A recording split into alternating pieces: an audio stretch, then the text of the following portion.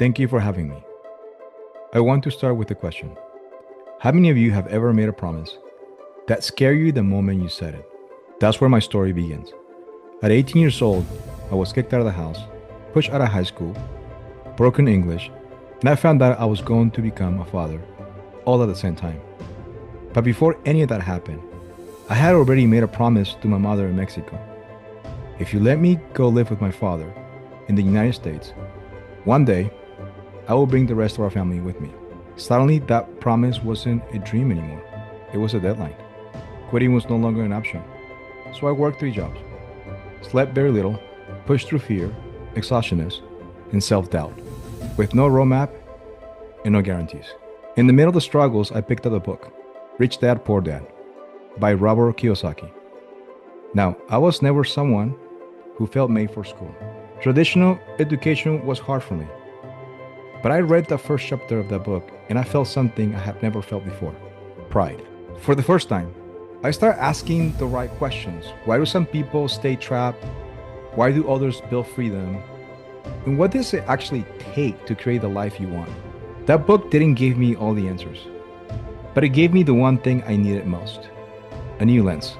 And once you change the lens, you change everything. By the time I was 23 years old, I went back to Mexico and I fulfilled that promise.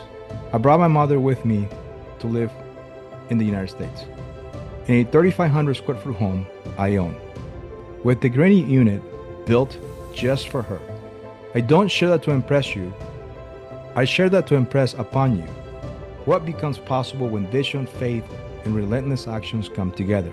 That journey carried me through mortgages, solar energy, restoration, entrepreneurship, industries where I help hundreds of families make better financial decisions and take back control of their lives.